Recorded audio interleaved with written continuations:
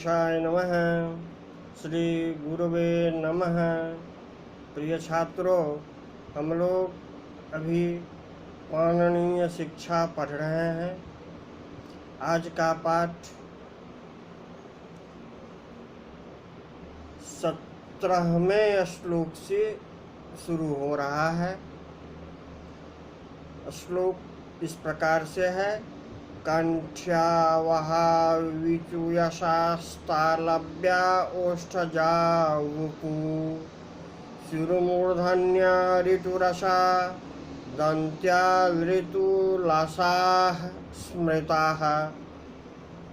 कंठ्यावहा विचूयशास्तालव्या ओष्ठजावुपु शिरोमूर्धन्या ऋतुरसा दन्त्या ऋतुलसा स्मृताः।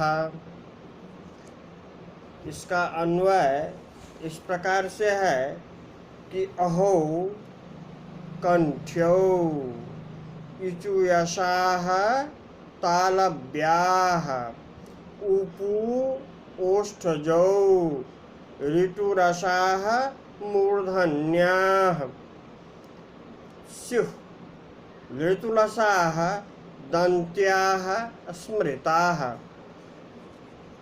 प्रिय छात्रों, कंठ से कंठ बना है, तालु से तालव्य बना है। इसके संदर्भ में मैं कुछ प्रक्रिया बता रहा हूँ। कंठे भवः कंठ्यः, ये तो शरीर का अवयव हुआ। तो पाणिनि का सूत्र है शरीरावयवाच्च से यत प्रत्यय, और कंठ के आकार का लोप कंठ्य कंठ्य शब्द बनता है। इसी प्रकार तालौ भवः तालव्यः, ये भी शरीर का अवयव है। तो शरीरावयवाच्च सूत्र से यत करेंगे, तालु यव होगा। उसके बाद और गुण से उकारांत का हम गुण कर देंगे, तो होगा तालो य। इसके बाद वान्तोई प्रत्यय से अवादेश करने पर तालव्यः बनता है। अब ओष्ठजः, ओष्ठजः, तो ओष्ठयोः दो ओठ है, उपरोष्ठ और अधरोष्ठ, नीचे वाला ओष्ठ और ऊपर वाला ओष्ठ। इसीलिए हम सप्तमी का द्विवचन कर रहे हैं। ओष्ठयोः जातः, जनि प्रादुर्भावे धातु से सप्तम्याम जनेर डः द्वित्व सामर्थ्यात् दभस्यापिटेर लोप से टिलोप करने पर उपद समास करने पर ओष्ठजः यह प्रयोग बनता है। मूर्धन्यः, मूर्धन शब्द है। इसका सप्तमी के एक वचन में मूर्धनी भवः, ये मूर्धा भी शरीर का अवयव है। तो शरीरावयवाच्च से यत करने पर मूर्धन्य। अब दांत, दंत्य वर्ण, दंत भी शरीर के अवयव हैं। तो इसलिए शरीरावयवाच्च से यत करने पर दन्त्यः। जिह्वामूलीयः, जिह्वामूल, जिह्वामूले भवः जिह्वामूलीयः। यहाँ शरीरावयवाच्च से यत की प्राप्ति का यहाँ अपवाद है। जिह्वामूलांगुलेषु छ, छ को इयादेश जिह्वामूलीयः। तो कहते हैं कि अहौ यानी अकार हकारो कंठ्यो कंठ स्थान जातो इचु यशास्तालव्याः तालु स्थान जाता बोध्याः इचु यशा उपु उकार पवर्गो ओष्ठजौ ओष्ठ स्थान जातो बोध्यो ऋतुरसाः मूर्धन्याः स्युः ऋतुलसाः दन्त्याः दन्त स्थान जाताः बोध्याः।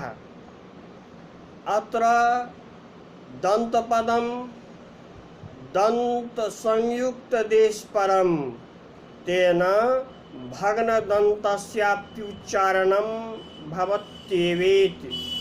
कहते हैं कि दंत से दंत प्रदेश है जहाँ दांत यानी मसूड़े में उगता है और जिसका दांत टूट जाता है क्या वह दंत्य वर्ण का उच्चारण नहीं कर पाता है?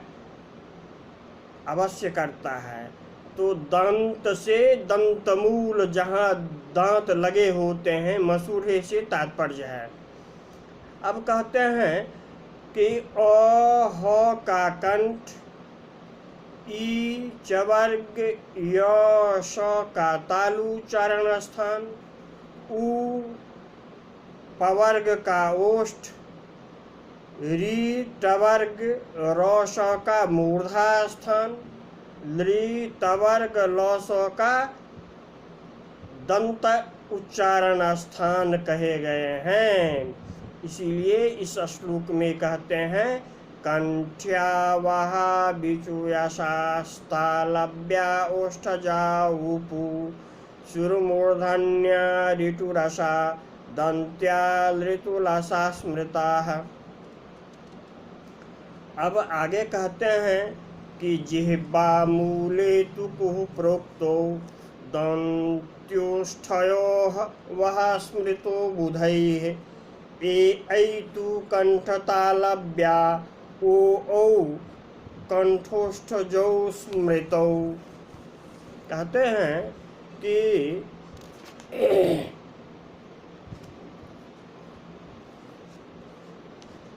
जिह्वा मूले तु कुः प्रोक्तो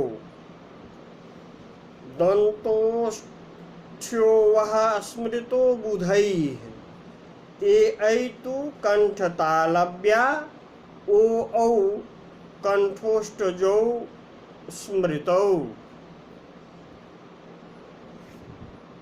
कुः बुधैः जिह्वा मूले प्रोक्तः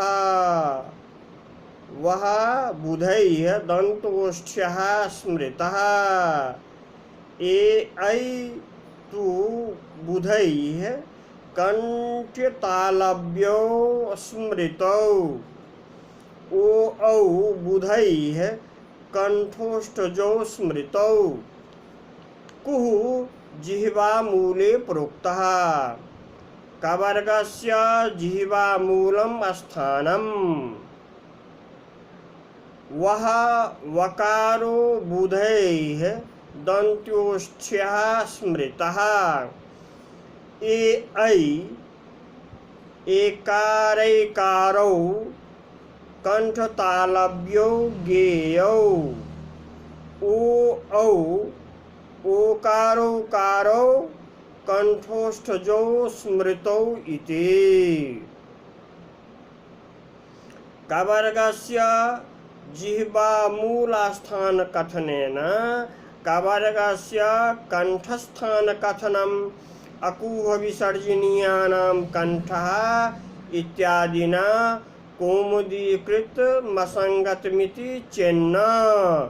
कौमुदी ग्रंथे कंठपदस्य कंठस्थान तत्समीप जिह्वामूलस्थानोभय परत्वात् न च कवर्गस्यापि जिह्वामूलीयत्वे व्यवहाराति प्रसंग इति वाच्यम जिह्वामूलीय पदस्य वर्ण विशेषे रूढ़ि स्वीकारात्। विद्वानों ने क वर्ग का जिह्वामूल, अव का दंतोष्ठ, ए ऐ का कंठ तालु, ओ औ का कंठोष्ठ उच्चारण स्थान कहा है।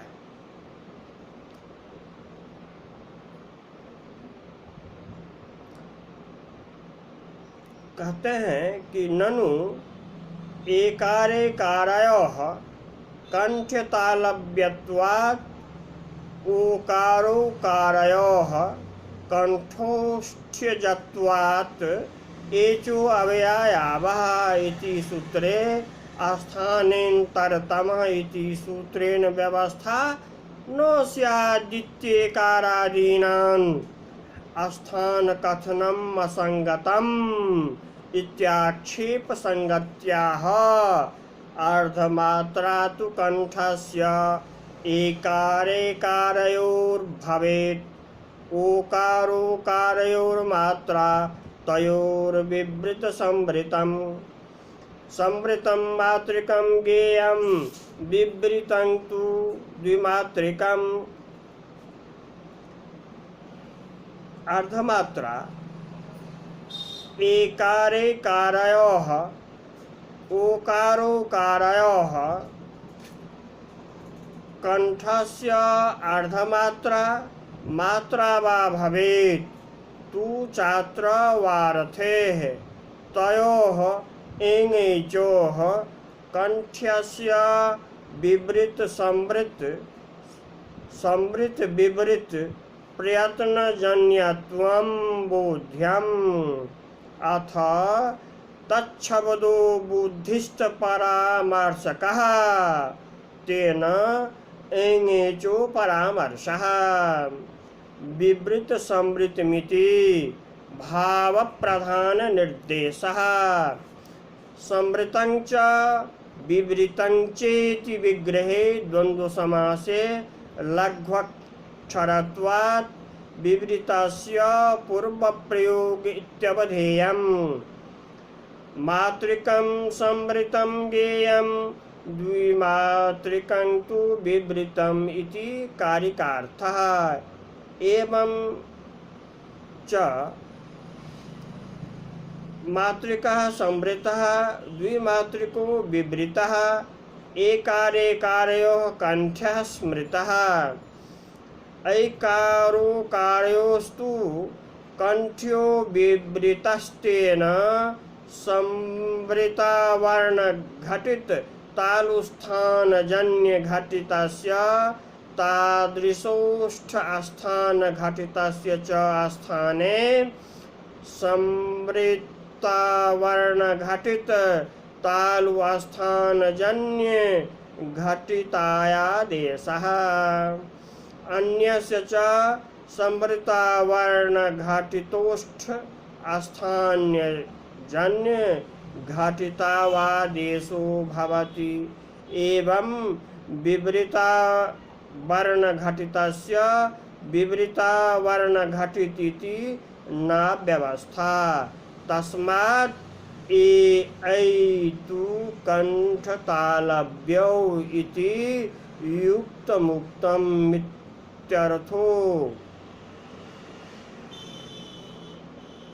इत्यर्थः। अन्यतु बुद्धि इति ऐ में अर्धमात्रा तथा ओ औ में एक मात्रा कंठ की होती है। उनके भी विवृत तथा संवृत प्रयत्न होते हैं। संवृत की एक मात्रा तथा विवृत की दो मात्रा को जानना चाहिए। घोषा वा संवृताः सर्वे, अघोषा विवृता स्मृताः। स्वराणामुष्मानं चैव विवृतं करणं स्मृतं। तेभ्योऽपि विवृता वेङौ ताभ्यां मैचौ तथैव च।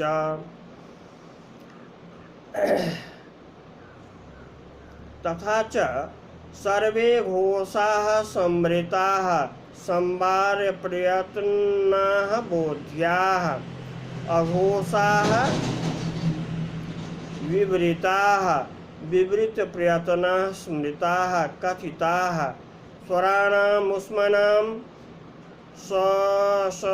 सहानां विवृतं करणं स्मृतं येषां विवृत प्रयत्नो बोध्या एङौ एकारोकारौ तेभ्योऽपि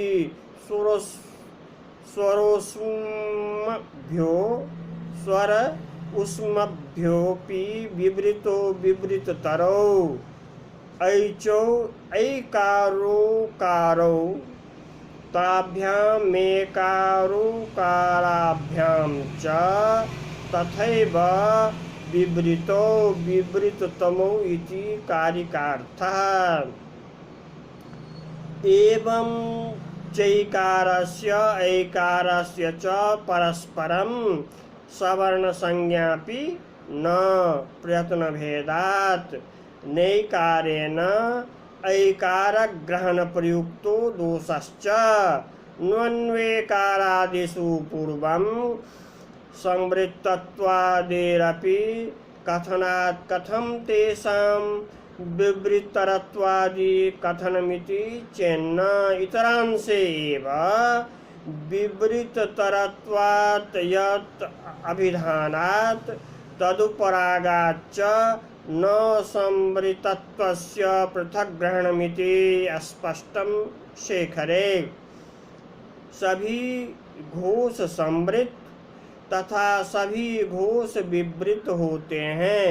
स्वर तथा ऊष्म वर्ण का प्रयत्न विवृत है, उनमें भी एंग विवृततर तथा ऐच विवृततम है। अब सिंहावलोकन्यायेन पुनरपि स्थानं निरूपयति। अनुस्वारयमानां च नासिकास्थानमुच्यते अयोगवाहा विज्ञेया आश्रयस्थानभागिनः।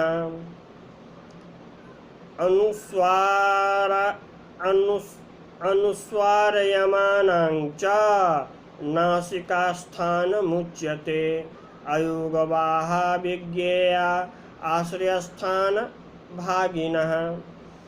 कहते हैं कि अनुस्वार यमानां च नासिका स्थानम, अनुस्वार यमानां अनुस्वारस्य यमानां च स्थानं नासिकोच्यते। अयोगवाहाः अनुस्वार विसर्ग जिह्वामूलीय उपधमानीय यमा आश्रयस्थानभागिनः यत् स्वराश्रितः तस्य तत्तत् स्थानं विज्ञेयाः। यथा रामः इत्यत्र विसर्गस्य कंठस्थानं, हरि इत्यत्र विसर्गस्य तालुस्थानम् इति। अत्र च शब्देन यमगणनानामपि संग्रहः, तेन तेषामपि नासिकास्थानमित्यपि बोध्यम्। बाह्यन्ति कार्यं निर्बाह्यन्तीति बाहाः। न योगः वर्णसमाम्नायेषु पाठः येषां ते अयोगाः।